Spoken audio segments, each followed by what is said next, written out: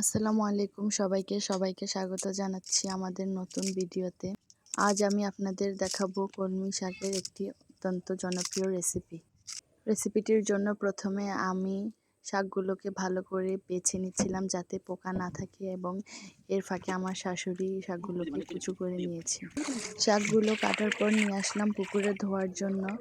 পুকুরের পানি এতটাই স্বচ্ছ ছিল, দেখেই মন ভালো হয়ে গেল। তো আমি প্রথমে শাকগুলোকে ভালো করে ধুয়ে নিচ্ছিলাম যাতে কোনো ময়লা না থাকে।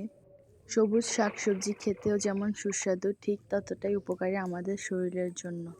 কলমি শাকে রয়েছে প্রচুর পরিমাণের ভিটামিন। তো ইতিমধ্যে আমার শাক ধোয়া শেষ, তাই এখন আমি ডালগুলোকে ভালো করে ধুয়ে নিচ্ছিলাম। ডালে যাতে কোনো পাথর না থাকে সেইভাবেই ধুয়ে নিচ্ছিলাম। শাক এবং ডাল ধোয়ার পরে আমি চলে যাব রান্না করতে। এই যে আপনারা দেখতে পাচ্ছেন একটি কচু গাছ, আর আপনাদেরকে আরেকদিন ভিন্ন রকমের কচুর রেসিপি করে দেখাবো।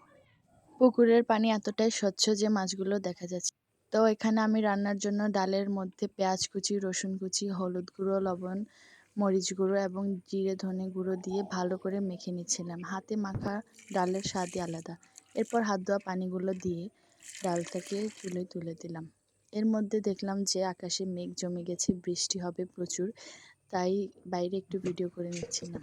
এই যে ডালগুলোকে আমি চুলায় তুলে দিলাম। কিছুক্ষণ পর একটি ডাল টিপে দেখছিলাম যে সিদ্ধ হয়েছে কিনা। যখন ডালগুলো 60% সিদ্ধ হয়ে যাবে তখন কুচনো শাকগুলো দিয়ে দিব।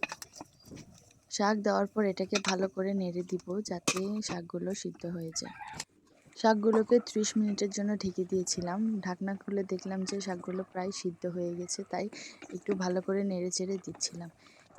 শাক যখন হয়ে যাবে এর মধ্যে দিতে হবে বাগার। বাগারের জন্য একটি কড়াইয়ে তেল, শুকনো মরিচ, পেঁয়াজ কুচি, রসুন কুচি দিয়ে ভালো করে নেড়েচেড়ে লাল করে নিয়েছি। বাগার দেওয়ার পর হয়ে গেল আমাদের সুস্বাদু কলমি শাকের রেসিপিটি। আমাদের ভিডিওটি ভালো লেগে থাকলে লাইক, কমেন্ট, শেয়ার করে পাশে থাকবেন।